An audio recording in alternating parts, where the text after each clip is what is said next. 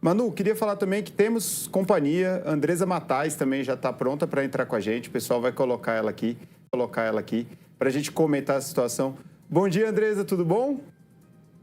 Bom dia, Prisco. Bom dia, Manu, para todo mundo que está acompanhando aqui o programa. Então, Andresa, eu queria começar falando com você um pouco sobre essa surpresa que pegou todo mundo, né? Todos nós aqui de manhã, não era o esperado que o Bolsonaro fosse preso neste fim de semana, e se imaginava que seria ali pelo meio da próxima semana, no decorrer do processo, mas veio essa prisão hoje. Como que a gente pode analisar politicamente e encarar essa surpresa aí, essa prisão, vamos dizer assim, não esperada do Bolsonaro nesse sábado? Prisco, pegou realmente todo mundo de surpresa, inclusive os aliados do Bolsonaro. Mas o ponto central dessa prisão, a Manu já estava explicando aí, é essa questão da tornozeleira eletrônica. Isso precisa ser melhor explicado, porque, ao que eu entendi, houve uma tentativa de quebrar a tornozeleira eletrônica, não se quebrou a tornozeleira, acho que a Manu pode me corrigir se não foi bem isso, mas só essa tentativa foi que levou o ministro Alexandre de Moraes a tomar a decisão de determinar a prisão, porque o Flávio Bolsonaro, ao convocar a militância para ir para a porta do condomínio onde o Bolsonaro mora, onde ele está preso, né, em prisão domiciliar já há bastante tempo, né, há mais de 100 dias, a percepção do ministro é que se faria um tumulto ali e aí o Bolsonaro conseguiria fugir a partir desse tumulto, né, se disfarçando por ali.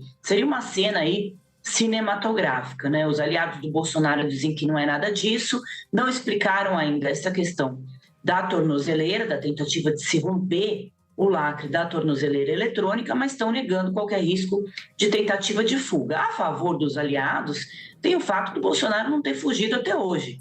Ele já teria tido muitas oportunidades de escapar dessa prisão, que todo mundo sabia que viria. O Bolsonaro vai ser o primeiro presidente da história do Brasil a ser preso por uma tentativa de golpe, né? O que aconteceu num passado recente do país, ninguém ali foi punido, houve uma anistia, que é o que se tentou fazer nos últimos meses, né? Pelo menos ali nos últimos anos. A família Bolsonaro insistiu muito nessa pauta, o PL, que é o partido do Bolsonaro também, mas eles não tiveram sucesso, esse assunto foi completamente esvaziado ali dentro do Congresso. Então, existiam duas alternativas do Bolsonaro: fugir para a Argentina, né, onde o Javier Milei, que é o presidente da Argentina, tem uma conexão aí com o Bolsonaro, eles são todos da direita, ou para os Estados Unidos, onde o Donald Trump também é muito próximo da família Bolsonaro, embora nos últimos tempos a gente tenha visto que pesou ali o fator financeiro, né? O Trump se aproximou do presidente Lula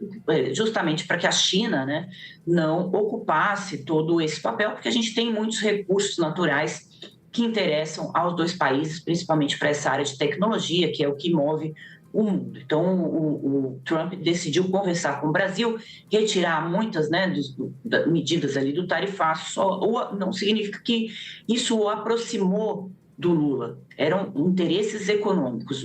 A aproximação mesmo do Donald Trump é com a família Bolsonaro, inclusive para formar esse cinturão da direita aí no mundo. Politicamente, tem um fato muito importante, né? O Bolsonaro daria na próxima semana a decisão de quando o governador de São Paulo, Tarcísio de Freitas, sairia candidato à presidência da República, né?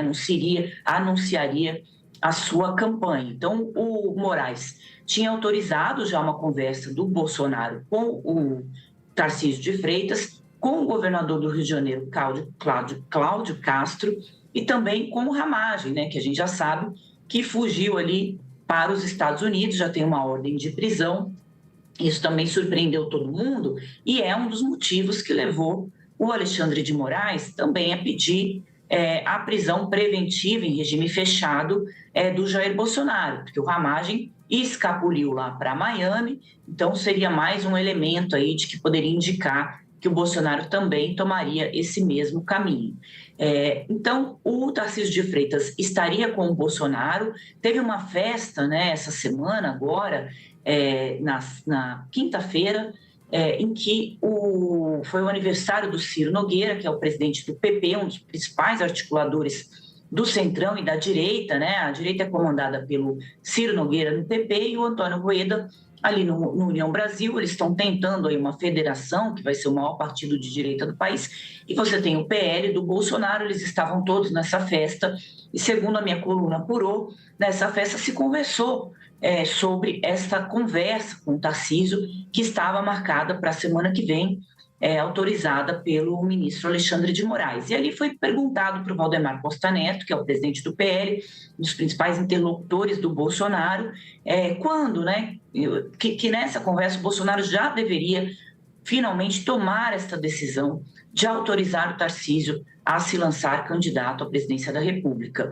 E o Valdemar disse para ele que estava conversando com o Flávio Bolsonaro, conversou ainda nesta semana, e que tudo dependeria realmente de o Bolsonaro dar o seu ok para essa candidatura. A prisão do Bolsonaro, Prisco e Manuela, ela não vai interferir nessa candidatura da direita.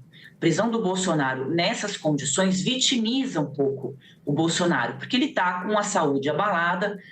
Os aliados do Bolsonaro dizem que ele, inclusive, pode, né, virar óbito numa prisão, porque ele precisa recorrentemente de auxílio médico.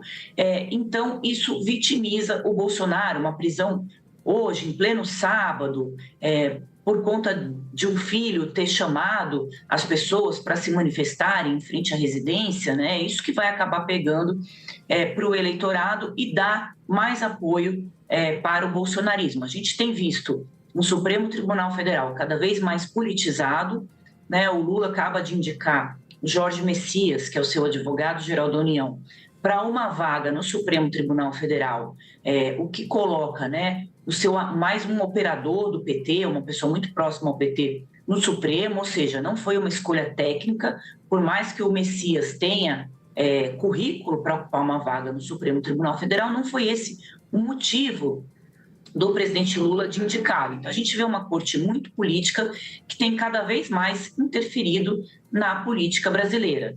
O Supremo recebeu um aval, inclusive do eleitorado, para atuar politicamente. Quando a gente viu essa tentativa de golpe, o Supremo segurou ali essa democracia, muito na figura do Alexandre de Moraes, isso é reconhecido pelos próprios colegas do Supremo.